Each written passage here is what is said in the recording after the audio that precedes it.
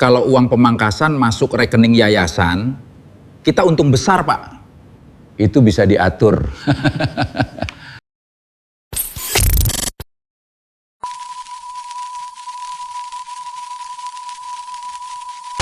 Selamat datang di Cerita Setengah Sadar. Tempat kita melihat dunia bukan dari apa yang mereka ucapkan di depan kamera, tapi dari apa yang mereka sembunyikan di balik meja. Hari ini, kita akan membedah sebuah kisah tentang bagaimana 2 liter minyak gratis untuk dapur rakyat bisa menyusut dan berubah wujud menjadi puluhan ribu motor sport berlapis krom. Ini bukan sekadar cerita tentang angka yang hilang di laporan keuangan, tapi tentang batas tipis antara pengabdian dan keserakahan yang tidak punya urat malu. Ambil segelas kopi hitammu, sandarkan punggungmu, dan mari kita lihat seberapa licin cara mereka bermain dalam kisah minyak jernih, rekening keruh. Lampu sorot berkekuatan ribuan watt memecah kehangatan alun-alun kota fiktif bernama Megapolitan. Di atas panggung megah, Insinyur Danu Hindrawan berdiri dengan senyum porselennya yang khas, melambaikan tangan ke arah ribuan emak-emak yang memegang jeriken kosong. Di belakangnya, sebuah spanduk raksasa bertuliskan logo Bamingor, Badan Minyak Goreng Rakyat, terpampang gagah dengan slogan yang sangat puitis. Dapur ngebul, rakyat makmur. Hari itu adalah peluncuran akbar program Minyak Kita Bersama, sebuah proyek mercusuar pemerintah untuk membagikan 2 liter minyak goreng gratis per minggu kepada seluruh kepala keluarga. Danu, dengan gestur yang sangat teatrikal, berjalan mendekati sebuah wajan raksasa di tengah panggung. Ia mengangkat sebuah botol emas berisi minyak, lalu menuangkannya ke dalam wajan dengan aliran yang begitu mulus, disambut riuh tepuk tangan dan tangisan haru dari barisan penonton terdepan. Di baris kursi VIP, Januar dan Heri selaku deputi andalan Danu tampak saling berbisik sambil tersenyum puas. Mereka memperhatikan bagaimana kilatan kamera wartawan mengabadikan setiap jepretan wajah Danu yang tampak seperti pahlawan pangan abad ini. Bagi publik, Danu adalah jawaban atas jeritan isi dompet mereka, sosok birokrat bersih yang siap mengalirkan kesejahteraan langsung ke kompor-kompor rakyat. Namun, di balik kegemilangan panggung itu, Danu sempat melirik jam tangan mewahnya yang seharga 1 unit rumah klaster. Baginya, riuh rendah suara rakyat hanyalah musik latar yang manis untuk memulai sebuah simfoni bisnis baru yang jauh lebih besar. Setelah memberikan lambaian terakhir yang sangat karismatik, ia turun dari panggung dengan dikawal ketat, meninggalkan bau minyak goreng yang harum sekaligus menyengat di udara sore. Malam harinya, kemeriahan berpindah ke ruang privat sebuah restoran bintang 5 yang telah dipesan seluruhnya atas nama lembaga. Aroma tumisan premium dan denting gelas kristal menggantikan pengapnya alun-alun kota. Danu duduk di kepala meja, melonggarkan dasi sutranya sambil tertawa lepas bersama Januar dan Heri, merayakan suksesnya pencitraan siang tadi yang langsung memuncaki topik terhangat di media sosial. Januar, sang deputi keuangan yang terkenal dingin dan selalu membawa tablet digitalnya kemanapun, menggeser sebuah layar berisi grafik proyeksi anggaran. Ia menunjukkan dokumen pembentukan Yayasan Lingkar Keluarga Utama, sebuah organisasi nirlaba fiktif yang baru didirikan 2 minggu lalu atas nama istri Danu. Melalui yayasan inilah, seluruh hak distribusi dan verifikasi kuota minyak goreng gratis di tingkat sekolah dan kelurahan akan dikelola secara eksklusif. 1 liter minyak dari negara dihargai Rp10.000, Pak Ketua, bisik Januar dengan nada datar, seolah sedang membacakan resep masakan. Kita potong ongkos produksi, ganti dengan minyak curah kualitas 2, dan salurkan lewat yayasan kita dengan biaya administrasi Rp1.000 per liter.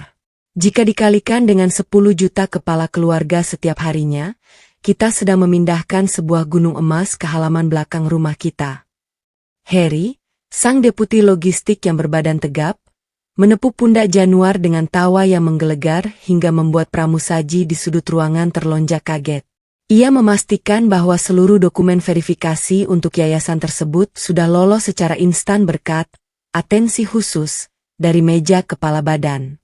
Di bawah lampu kristal yang berpijar kuning, ketiga pria itu bersulang, meminum anggur mahal yang dibeli dari sisa anggaran rapat koordinasi pangan yang belum sempat terpakai. 1 bulan berlalu, Dan efek dari perjamuan malam itu mulai menetes ke realitas paling bawah di masyarakat. Di sebuah dapur sempit di pinggiran kota, seorang ibu parubaya mengernyitkan dahi sambil menggoyang-goyang botol minyak gratis berlapis stiker wajah Danu. Minyak di dalamnya tidak lagi berwarna kuning jernih seperti yang dipamerkan di panggung alun-alun, melainkan keruh, agak kental, dan menyisakan endapan putih di bagian bawah botol. Ketika dituangkan ke atas wajan, minyak tersebut mengeluarkan asap hitam yang pekat dan aroma tengik yang menusuk hidung, membuat seisi rumah terbatuk-batuk. Alih-alih mendapatkan kemakmuran, emak-emak di berbagai daerah mulai mengeluh karena bakwan yang mereka goreng berubah warna menjadi hitam legam dalam waktu sekejap. Media sosial yang sebulan lalu memuja Danu, kini mulai dipenuhi dengan video-video pendek warga yang memprotes kualitas komoditas gratisan tersebut. Di kantor pusat Bamingor yang megah, laporan keluhan masyarakat itu menumpuk di meja sekretariat seperti tumpukan koran bekas yang tidak berharga. Danu yang sedang menikmati kopi paginya sama sekali tidak tertarik membaca keluhan tentang minyak goreng yang berbusa atau perut warga yang mulas. Bagi Danu, tugas utamanya adalah memastikan pasokan angka-angka di laporan keuangan tetap terlihat stabil dan menawan di mata istana. Ia memanggil Januar dan Heri ke ruang kerjanya yang kedap suara untuk membahas strategi komunikasi baru. Kalian bilang pada pers bahwa endapan putih itu adalah ekstensi vitamin esensial yang sengaja kita tambahkan untuk kecerdasan bangsa. Ujar Danu dengan nada sarkas yang disambut anggukan patuh dari kedua deputinya. Mereka tahu betul bahwa kualitas minyak sengaja dikurangi demi menjaga marin keuntungan yayasan keluarga yang kini sudah menembus angka miliaran rupiah per hari. Memasuki bulan kedua, anggaran jumbo yang dialokasikan pemerintah untuk Bamingor menyisakan surplus yang sangat besar akibat pemotongan kualitas minyak di lapangan. Menurut aturan birokrasi, jika anggaran tidak dihabiskan, maka kuota tahun depan akan dipotong oleh Kementerian Keuangan. Januar, dengan otak finansialnya yang licik, mengajukan sebuah proposal pengadaan barang operasional pendukung yang sama sekali tidak ada hubungannya dengan urusan dapur rakyat. Kita butuh kendaraan taktis untuk memastikan distribusi minyak tidak terlambat oleh kemacetan, ujar Januar dalam rapat pleno internal yang dihadiri para staf inti. Di atas layar proyektor, muncul gambar desain sepeda motor listrik tipe sport dengan bodi berlapis krom yang sangat mengilat. Jumlah yang diajukan tidak main-main, 21.000 unit motor listrik mewah dengan total nilai anggaran mencapai 1 triliun rupiah, sebuah angka yang sanggup membeli jutaan liter minyak goreng berkualitas prima. Heri langsung menyambar proposal tersebut dengan menambahkan daftar belanjaan versinya sendiri yang tidak kalah absurd. Ia memasukkan pengadaan 32.000 pasang sepatu boot anti-slip buatan desainer ternama Eropa dengan alasan lantai gudang minyak sangat licin dan membahayakan keselamatan kerja para staf. Tidak lupa, ia juga menambahkan 5.400 unit Smart TV berukuran 75 inci yang rencananya akan dipasang di setiap pos ronda desa dengan dalih, edukasi literasi harga kelapa sawit global. Beberapa staf muda di ruangan itu tampak saling berpandangan dengan wajah pucat, menahan diri untuk tidak tertawa atau menangis mendengar kegilaan tersebut. Namun, Danu langsung mengetuk palu sidangnya dengan senyum lebar, menyetujui seluruh pengadaan barang mewah itu tanpa ada satupun catatan koreksi. Logika birokrasi telah sukses dibalikan. Esensi utama program dihancurkan, sementara proyek sampingan yang mendatangkan komisi besar justru diutamakan secara masif. Di sudut lain kota megapolitan, di dalam sebuah ruangan berbau kertas tua di gedung Korp Satya, Jaksa Aris sedang menatap layar komputernya dengan kening berkerut. Sebagai auditor muda yang terkenal idealis dan jarang tidur, ia mencium aroma tidak sedap dari laporan keuangan Bamingor yang baru saja masuk ke mejanya. Matanya tertuju pada baris pengadaan barang yang nilainya sangat fantastis namun terasa sangat komikal untuk sebuah lembaga urusan dapur. Sejak kapan kurir minyak goreng harus mengendarai motor sport berlapis krom untuk mengantar jeriken? Gumam Aris sambil mengetuk-ngetuk penanya ke meja. Ia kemudian membuka data manifest pengiriman barang dan menemukan bahwa ribuan Smart TV 75 inci dikirim ke alamat-alamat pos ronda yang setelah dicek melalui satelit, sebagian besar pos ronda tersebut bahkan tidak memiliki atap, apalagi aliran listrik. Aris mulai menarik benang merah yang lebih dalam, melacak aliran dana dari Kementerian Keuangan yang masuk ke rekening Bamingor, lalu berbelok tajam ke sebuah rekening Yayasan Nirlaba. Ia menemukan nama istri dan anak-anak Danu tercatat sebagai Dewan Pembina Yayasan yang menerima aliran dana insentif harian bernilai miliaran rupiah. Wajah pemuda itu menegang. Ini bukan lagi sekadar salah urus administrasi, melainkan sebuah desain korupsi yang sangat rapi, masif, dan terstruktur. Ia mengumpulkan seluruh dokumen tersebut ke dalam sebuah map tebal berwarna merah, lalu berjalan menuju ruang kepala penyidik dengan langkah yang mantap. Aris tahu ia sedang berhadapan dengan salah satu orang kuat di pemerintahan saat ini yang memiliki akses langsung ke lingkar dalam kekuasaan. Namun, melihat bayangan emak-emak yang mengantre minyak keruh di televisi sudut ruangannya, tekad Aris sudah bulat untuk membongkar gurita keserakahan ini hingga ke akarnya. Hari Selasa pagi di awal Juni, udara di sekitar kompleks Istana Kepresidenan terasa lebih dingin dari biasanya bagi Danu Hindrawan. Ia baru saja menghadiri rapat koordinasi singkat, namun ia menyadari ada yang berbeda dari sikap rekan-rekan sejawatnya di kabinet. Beberapa menteri yang biasanya berebut untuk bersalaman dan berfoto dengannya, tiba-tiba berjalan terburu-buru seolah menghindari kontak mata dengan kepala Bamingor tersebut. Di koridor utama, Danu berpapasan dengan Pras, Menteri Sekretaris Istana yang dikenal sebagai tangan kanan Presiden yang paling efisien dan dingin. Pras hanya memberikan anggukan kecil tanpa ekspresi, sebuah gestur yang sangat minimalis dan biasanya menjadi pertanda buruk bagi siapapun yang sedang berada di bawah sorotan evaluasi. Danu mencoba melemparkan senyum terbaiknya, namun Pras terus berjalan lurus tanpa menghentikan langkah kaki sedikit pun. Kembali ke mobil dinasnya, Danu mulai merasa tidak tenang. Firasat buruknya diperkuat oleh pesan singkat dari Januar yang mengabarkan adanya pergerakan tidak biasa dari tim auditor Korp Satya. Mereka mulai menanyakan dokumen verifikasi yayasan kita. Pak, tulis Januar dalam pesan yang langsung dihapus beberapa detik kemudian. Danu mengepalkan tangannya, mencoba meyakinkan diri sendiri bahwa posisinya terlalu penting untuk digoyahkan oleh seorang jaksa muda. Sepanjang perjalanan kembali ke kantor, Danu menatap keluar jendela, melihat beberapa motor listrik sport berlapis krom pengadaan instansinya sedang diparkir di pinggir jalan oleh para staf yang asyik bermain ponsel. Pemandangan yang awalnya membuat ia bangga, kini mendadak memicu rasa mual yang aneh di ulu hatinya. Di atas kertas, ia adalah penguasa hajat hidup dapur rakyat, namun di bawah bayang-bayang kekuasaan yang lebih tinggi, ia tahu posisinya sangat rapuh. Malam harinya, seolah ingin mengusir kegelisahan yang menggelayuti pikiran, Danu menggelar acara syukuran kecil-kecilan di aula utama kantor Bamingor. Acara itu diadakan dalam rangka memperingati pencapaian penyaluran 1 juta botol minyak goreng gratis yang diklaim sukses besar di media massa. Ruangan didekorasi mewah dengan bunga-bunga segar, dan sebuah grup musik lokal bermain lembut di sudut aula untuk menghibur para pejabat teras.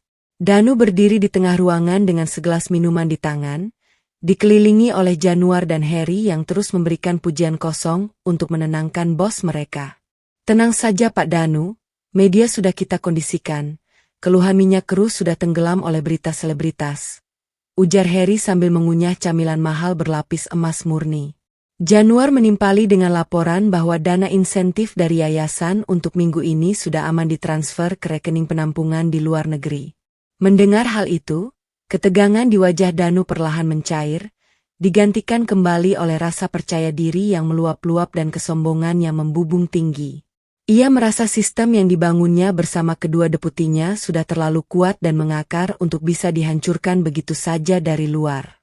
Mereka bertiga tertawa bersama, membahas rencana pengadaan barang untuk kuartal berikutnya yang akan menyasar pembelian helikopter dinas dengan alasan pemantauan stok kelapa sawit dari udara. Jam dinding di aula menunjukkan pukul 22.45 malam ketika tawa mereka berada di puncak paling renyah dan keras. Musik terus mengalun, dan para staf tampak menikmati hidangan catering premium yang disajikan di atas meja-meja bundar berlapis kain satin. Tidak ada satupun dari mereka yang menyadari bahwa di luar gedung, beberapa mobil hitam tanpa lampu sirine mulai bergerak pelan dan menutup pintu keluar kompleks kantor. Tepat pukul 23, ponsel pribadi Danu yang diletakkan di atas meja bergetar hebat, memecah konsentrasi obrolannya dengan Januar. Layar ponsel menampilkan nama yang membuat senyum di wajah Danu langsung membeku seketika. Mensesnek Prasetyo. Danu memberi isyarat kepada musik untuk dikecilkan, lalu berjalan menjauh ke sudut ruangan yang agak sepi dengan jantung yang mulai berdegup kencang tidak beraturan. "Halo, selamat malam Pak Mensesnek," ujar Danu dengan nada suara yang diusahakan setenang dan sehormat mungkin. Di seberang telepon, suara Pras terdengar sangat datar, dingin, dan tanpa basa-basi sedikit pun, langsung menusuk ke pusat ketakutan terdalam Danu. "Pak Danu, langsung saja. Malam ini surat keputusan Presiden mengenai perombakan struktur pimpinan Bamingor telah resmi ditandatangani oleh Bapak Presiden." Dunia seolah berhenti berputar bagi Danu. Telinganya mendengung hebat dan keringat dingin mulai bercucuran membasahi keningnya yang necis. Pras melanjutkan kalimatnya dengan efisiensi yang mematikan. "Anda, bersama Saudara Januar dan Saudara Heri, resmi dicopot dari jabatan terhitung sejak menit ini. Posisi kepala badan akan segera diisi dan diserah terimakan kepada Ibu Nanik besok pagi. Terima kasih atas dedikasi Anda." Sambungan telepon langsung diputus secara sepihak dari seberang sana, meninggalkan suara nada sibuk yang monoton dan terasa sangat menyiksa telinga. Danu terpaku di tempatnya berdiri, tangannya yang memegang ponsel gemetar hebat hingga hampir menjatuhkan perangkat mahal tersebut ke lantai. Di tengah aula yang lampunya masih benderang mewah, sang kepala badan menyadari bahwa masa kejayaannya baru saja berakhir dengan tragis lewat panggilan telepon berdurasi kurang dari 1 menit. Danu kembali ke meja dengan wajah yang pucat pasi bak mayat, membuat Januar dan Heri langsung menghentikan tawa mereka secara mendadak. "Kita habis," bisik Danu dengan suara serak yang nyaris tidak terdengar di antara denting sendok staf yang masih asyik makan. "Presiden baru saja mencopot kita bertiga malam ini juga, dan besok pagi pengganti kita sudah datang mengambil alih kantor." Kepanikan massal langsung melanda ketiga pria perkasa itu dalam sekejap, mengubah aula pesta menjadi ruang darurat yang penuh dengan ketakutan. Januar langsung menjatuhkan tablet digitalnya ke lantai, sementara Heri tersedak makanan hingga batuk-batuk dengan wajah yang memerah padam karena panik. Tanpa memedulikan para staf yang kebingungan, mereka bertiga langsung berlari teratur menuju ruang kerja utama untuk menyelamatkan apa saja yang bisa diselamatkan. Di dalam ruang kerja Danu, suasana berubah menjadi komedi gelap yang sangat kacau dan memprihatinkan untuk ditonton. Januar mencoba menghapus file-file transaksi yayasan di komputer utama, namun karena tangannya terlalu gemetar, ia berkali-kali salah memasukkan kata sandi hingga sistem terkunci otomatis. Sementara itu, Heri sibuk mencabuti berkas kontrak pengadaan motor listrik dan mencoba menghancurkannya menggunakan mesin penghancur kertas yang sialnya justru macet karena terlalu banyak kertas yang dimasukkan sekaligus. "Cari drum minyak kosong di gudang bawah. Kita bakar semua dokumen ini sekarang juga," teriak Danu dengan suara frustrasi sambil melempar tumpukan map ke lantai. Di tengah malam yang buta itu, para mantan penguasa minyak goreng rakyat saling berteriak, menyalahkan satu sama lain di bawah remang lampu darurat kantor yang tiba-tiba berkedip tidak stabil. Keangkuhan mereka runtuh total, digantikan oleh insting binatang buruan yang terkepung dan ketakutan akan bayang-bayang penjara bawah tanah. Matahari terbit di ufuk timur kota megapolitan dengan memancarkan cahaya merah keemasan yang menembus kaca-kaca besar kantor Bamingor. Namun bagi Danu, Januar, dan Heri yang tidak tidur semalaman, cahaya fajar itu terasa seperti lampu interogasi yang sangat menyiksa pandangan. Ruang kerja mereka kini tampak seperti medan perang, dipenuhi dengan robekan kertas, kopi yang tumpah, dan wajah-wajah kuyu yang dipenuhi minyak keringat kelelahan. Pukul 6 pagi, gerbang depan kantor Bamingor sudah dipenuhi oleh puluhan mobil dinas baru bermesin senyap yang membawa rombongan pimpinan baru. Ibu Nanik, sosok wanita parubaya berwajah tegas dengan reputasi bersih, berjalan masuk melewati lobi utama dengan langkah yang sangat mantap dan berwibawa. Di belakangnya, sepasukan auditor dan staf hukum berwajah serius mengikuti seperti malaikat pencabut nyawa bagi rezim lama. Danu mencoba berdiri di lobi dengan sisa-sisa harga diri yang ia miliki, berniat melakukan prosesi serah terima jabatan yang formal dan elegan. Namun, Ibu Nanik bahkan tidak berhenti untuk menyalaminya. ia hanya memberikan isyarat kepada timnya untuk langsung menyegel seluruh komputer dan ruang arsip keuangan. "Tugas saya di sini adalah membersihkan dapur yang kotor, Pak Danu," ujar Ibu Nanik dingin sambil berlalu menuju ruang sidang utama tanpa menoleh lagi. Januar dan Harry yang berdiri di belakang Danu hanya bisa menunduk dalam-dalam, menyadari bahwa mereka kini tidak lebih dari sekadar orang asing di kantor yang mereka bangun dengan keserakahan. Semua akses komunikasi dinas mereka telah diputus, dan para pegawai yang kemarin memuja mereka kini berjalan menjauh dengan wajah ketakutan.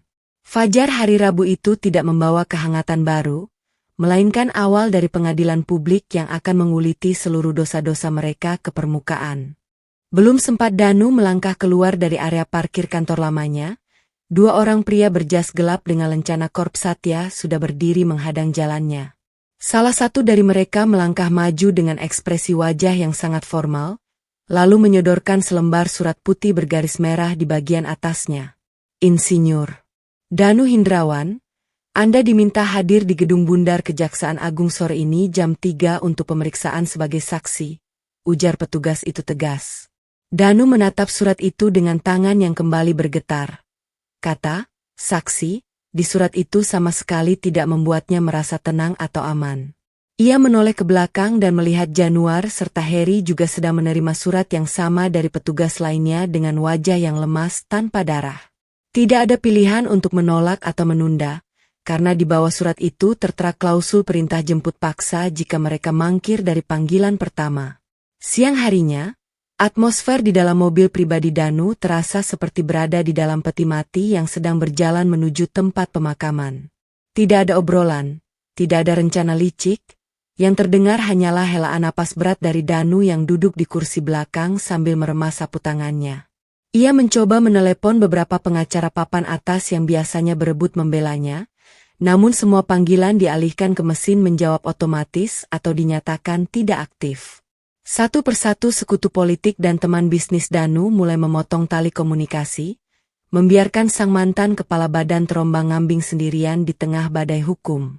Di luar jendela mobil, baliho raksasa yang menampilkan wajah tersenyum Danu mempromosikan minyak goreng gratis tampak sedang dicopot paksa oleh petugas kota. Proses penghapusan eksistensi dirinya dari ruang publik sedang berjalan dengan sangat cepat, bahkan sebelum ia menginjakkan kaki di gedung pengadilan. Pukul 15 tepat, Danu, Januar, dan Harry melangkah masuk ke dalam gedung Bundar Kejaksaan Agung yang memiliki atmosfer sangat menekan psikologi siapapun di dalamnya. Mereka langsung dipisahkan ke dalam 3 ruangan interogasi yang berbeda, masing-masing berukuran sempit dengan dinding kedap suara dan 1 cermin besar 2 arah. Di dalam ruangan nomor 3, Jaksa Aris sudah duduk menunggu di balik meja kayu yang dipenuhi dengan tumpukan berkas setinggi dada manusia. "Silakan duduk, Pak Danu. Kita punya banyak hal menarik yang harus didiskusikan sore ini," ujar Aris sambil membuka map merah pertamanya dengan senyum tipis. Danu mencoba duduk dengan tegak, mengandalkan sisa-sisa kemampuan retorikanya sebagai pejabat publik untuk memutar balik setiap pertanyaan yang diajukan.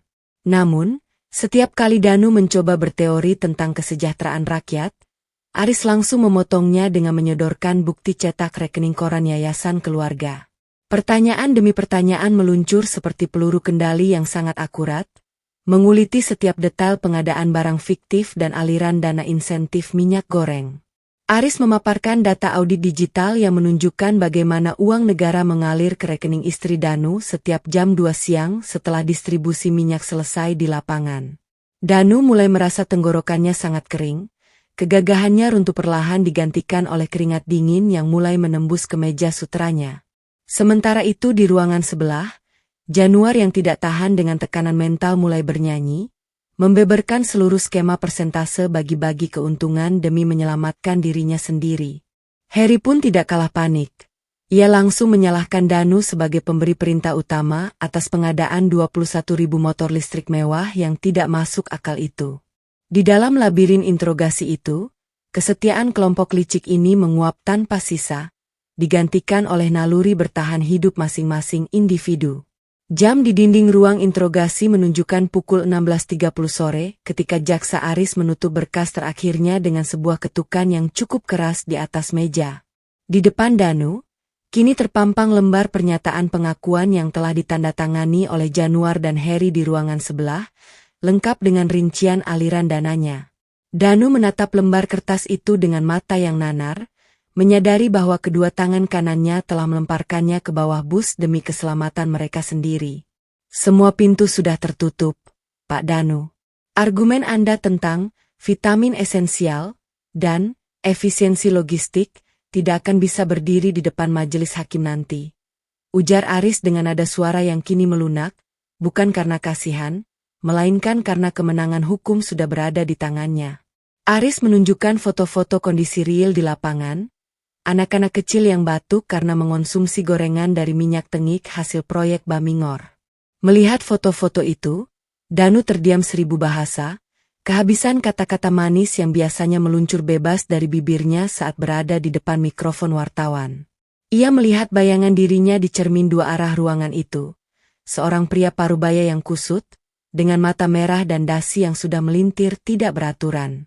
Keangkuhan seorang kepala badan yang merasa bisa mengatur hukum dengan uang kini menguap sepenuhnya, menyisakan ketakutan murni seorang calon narapidana. Aris berdiri dari kursinya, merapikan dokumen-dokumen tebal itu ke dalam tas kerjanya, lalu berjalan menuju pintu keluar ruangan. Sebelum membuka pintu, ia menoleh kembali ke arah Danu yang masih terduduk lemas seperti boneka kain yang kehilangan talinya. Penyidik di luar sudah menyiapkan administrasi status baru Anda, Pak. Saya harap Anda menyukai warna cerah, karena sore ini cuaca di luar cukup mendung, ucap Aris satir. Pukul 17 sore, sebuah konferensi pers dadakan digelar di lobi utama gedung Kejaksaan Agung, dipenuhi oleh ratusan jurnalis yang saling berdesakan membawa kamera dan alat perekam. Kepala Pusat Penerangan Hukum berdiri di depan podium dengan wajah serius, memegang selembar rilis pers yang ditunggu-tunggu oleh seluruh pemirsa televisi nasional. Suasana lobi yang bising langsung berubah menjadi hening seketika saat sang pejabat mulai membaca lembaran kertas tersebut. Berdasarkan hasil pemeriksaan intensif dan kecukupan minimal 2 alat bukti yang sah, tim penyidik Jampitsus resmi menetapkan 3 orang tersangka, ujar Kapus Penkum dengan suara lantang yang menggema di seluruh ruangan. Tersangka pertama adalah Insinyur Danu Hindrawan selaku mantan Kepala Bamingor, tersangka kedua Saudara Januar, dan tersangka ketiga Saudara Heri atas dugaan tindak pidana korupsi penyimpangan tata kelola minyak goreng rakyat. Mendengar pengumuman itu, kilatan lampu blis kamera langsung bersahut-bersahutan seperti badai petir, mengabadikan momen bersejarah kejatuhan para pejabat korup tersebut. Berita itu langsung menyebar ke seluruh pelosok negeri dalam hitungan detik, melalui siaran langsung televisi dan notifikasi berita di ponsel pintar warga. Di berbagai warung kopi dan pasar tradisional, emak-emak yang sedang mengantre minyak bersorak gembira mendengar kabar penangkapan sang kepala badan. Di dalam ruang tunggu tahanan, Danu, Januar, dan Heri duduk berdampingan tanpa saling berbicara satu kata pun, masing-masing merenungi nasib mereka yang berubah total dalam waktu kurang dari 24 jam. Seorang petugas kejaksaan masuk ke dalam ruangan membawa 3 buah gantungan baju yang berisi pakaian khusus bergaris hitam di bagian leher dan lengan. Pakaian itu berwarna merah muda alias pink mencolok, warna yang menjadi simbol universal bahwa seseorang telah resmi menjadi tahanan kasus korupsi terbesar tahun ini. Pintu kaca bagian dalam gedung bundar terbuka perlahan, dan sepasukan petugas pengawal tahanan berbadan tegap melangkah keluar membentuk barisan pagar betis yang ketat. Di tengah-tengah mereka, berjalan Danu Hindrawan dengan tangan yang sudah terikat borgol baja, kepalanya tertunduk dalam-dalam mencoba menghindari sorotan langsung kamera wartawan. Ia mengenakan rompi pink mencolok di atas kemeja mahalnya yang kini sudah terlihat sangat kusut dan penuh keringat. Di belakang Danu, Januar dan Heri berjalan mengekor dengan ekspresi wajah yang tidak kalah mengenaskan. Januar terus menutupi wajahnya dengan map berkas, sementara Heri berjalan dengan langkah gontai seolah kehilangan seluruh kekuatannya. Ratusan wartawan langsung merangsek maju, menyodorkan mikrofon dan berteriak melemparkan pertanyaan-pertanyaan tajam yang memburu telinga para tersangka. Pak Danu, benar uangnya dipakai beli motor sport? Pak Danu, bagaimana nasib minyak goreng emak-emak? Teriak salah seorang jurnalis. Danu tidak menjawab sepatah kata pun, Ia hanya terus berjalan dengan langkah cepat menuju mobil tahanan yang sudah menunggu di ujung undakan tangga dengan pintu belakang terbuka lebar. Kilatan lampu kamera yang tidak berhenti menyala membuat pandangannya kabur dan kepalanya pening, menciptakan ilusi visual yang sangat menyiksa di sore yang mendung itu. Ironi terbesar terpampang nyata. Pria yang sebulan lalu turun dari panggung mewah dengan karpet merah, kini harus menuruni tangga beton dengan rompi tahanan pink. Satu persatu mereka bertiga didorong masuk ke dalam kompartemen belakang mobil tahanan yang sempit dan berjeruji besi tebal. Ketika pintu mobil ditutup dengan dentuman keras yang mengunci dari luar, Danu bersandar pada dinding besi mobil yang dingin, mendengarkan suara sirine yang mulai meraung memecah jalanan kota. Di dalam kegelapan mobil yang berguncang, ia menyadari bahwa seluruh kemewahan, kekuasaan, dan ambisi besarnya telah resmi berakhir di dalam kotak besi berukuran 2 meter persegi ini. Mobil tahanan bergerak membelah kemacetan sore jalanan megapolitan yang padat oleh para pekerja yang ingin pulang ke rumah masing-masing setelah seharian lelah bekerja. Dari celah kecil jendela berjeruji besi mobil tahanan, Danu menatap keluar, melihat pemandangan kota yang kini terasa sangat jauh dan asing bagi dirinya. Ia melihat papan reklame digital raksasa di persimpangan jalan masih menampilkan video iklan layanan masyarakat yang dibuatnya 2 minggu lalu. Inilah video iklan itu. Danu versi digital tampak sangat tampan. Mengenakan baju putih bersih sambil memegang botol minyak jernih dengan senyum yang sangat berwibawa dan penuh janji kesejahteraan. Kontras antara dirinya di dalam video iklan yang dipuja dan dirinya yang nyata di dalam mobil tahanan dengan rompi pink terasa sangat menyayat harga dirinya. Januar yang duduk di sudut seberang tampak terus meracau pelan, menghitung perkiraan masa hukuman penjara yang akan diterimanya nanti.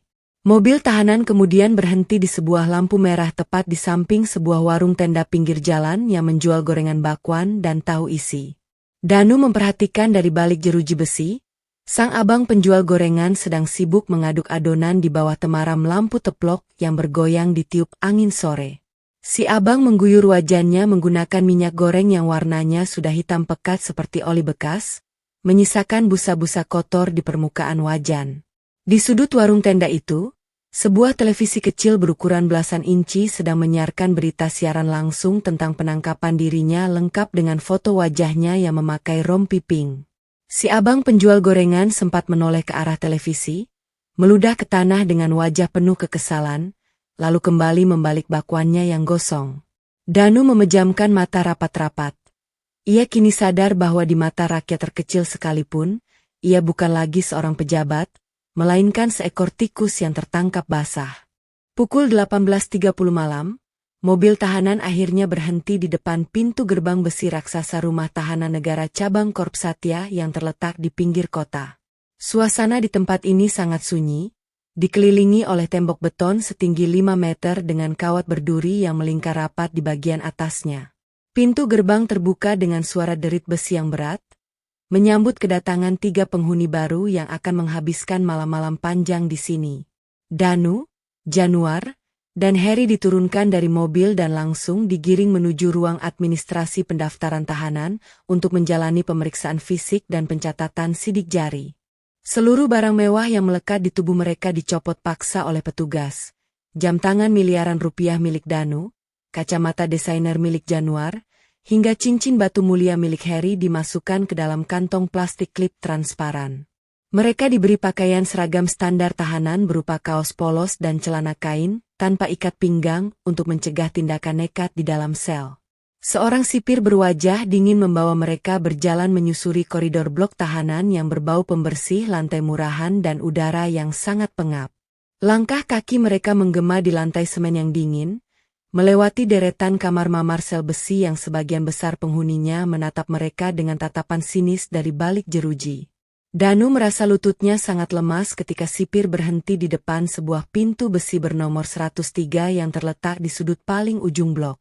Ini kamar baru kalian untuk 20 hari ke depan selama masa penyidikan awal, ujar sipir sambil memutar kunci slot besi dengan suara klek yang sangat keras. Di dalam ruangan berukuran 3 kali 4 meter itu, hanya ada sebuah kasur busa tipis tanpa sprei yang diletakkan di lantai semen, sebuah ember plastik untuk buang air, dan satu lampu bohlam kuning redup yang dikerubuti lalat buah. Pintu besi ditutup dari luar, meninggalkan ketiga mantan pejabat itu berdiri mematung di dalam ruangan yang sempit, dingin, dan berbau pesing. Malam pertama di dalam sel isolasi terasa berjalan sangat lambat, seolah waktu sengaja memperpanjang setiap detiknya untuk menyiksa batin para koruptor tersebut. Harry mencoba duduk di atas kasur busa tipis itu, namun langsung berdiri kembali karena mencium bau apek yang sangat menyengat dan membuat hidungnya gatal. Sementara Januar memilih menyandarkan punggungnya pada dinding semen yang lembab, menatap kosong ke arah langit-langit sel yang dipenuhi jaring laba-laba. Danu berjalan mendekati jendela kecil berjeruji di bagian atas dinding sel, mencoba melihat sepotong langit malam luar melalui celah besi yang sempit tersebut. Di luar sana, hujan mulai turun dengan lebat, membasahi bumi megapolitan dan menciptakan suara gemercik air yang berisik di atas atap seng rutan. Pria yang biasanya tidur di atas ranjang king size berlapis sutra di dalam kamar ber-AC itu, kini harus merasakan dinginnya angin malam yang menusuk pori-pori kulitnya melalui celah ventilasi.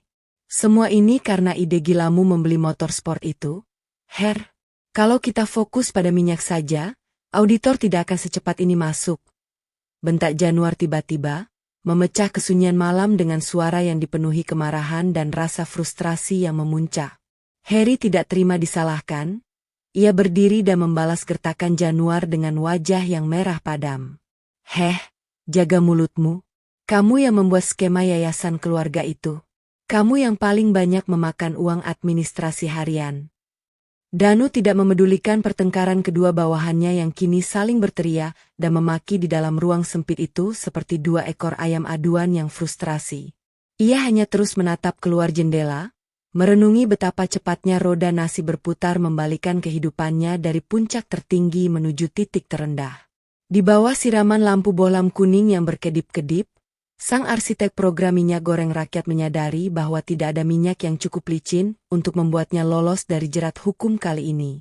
Ketika pagi hari kedua tiba, tidak ada pelayan yang datang membawa nampan berisi kopi hangat dan roti panggang mentega seperti yang biasa Danu terima di rumah mewahnya. Pukul 6 pagi, seorang petugas rutan mengetuk pintu besi sel mereka dengan kasar menggunakan tongkat kayu, membuyarkan sisa-sisa tidur mereka yang tidak nyenyak. Petugas itu mendorong 3 buah piring plastik berwarna abu-abu melalui celah kecil di bagian bawah pintu besi sel. Di dalam piring plastik tersebut, tersaji sarapan pagi standar rutan. Segunduk nasi yang agak keras, sepotong kecil tempe goreng yang sudah dingin, dan sejumput sayur kangkung rebus tanpa rasa. Januar menatap makanan itu dengan ekspresi jijik yang sangat kentara, seolah-olah ia sedang disodori racun tikus yang mematikan. Namun, rasa lapar yang mendera perutnya setelah tidak makan sejak kemarin sore memaksa pria necis itu untuk menyuap nasi keras tersebut menggunakan jari-jarinya yang gemetar. Harry mencoba memakan tempe gorengnya dengan kunyahan yang lambat. Wajah gembong logistik itu tampak sangat kuyu dan kehilangan seluruh sisa-sisa keangkuhan militernya. Sementara Danu hanya duduk diam di pojok ruangan, memandangi piring makanannya tanpa ada niat sedikit pun untuk menyentuh hidangan penjara tersebut.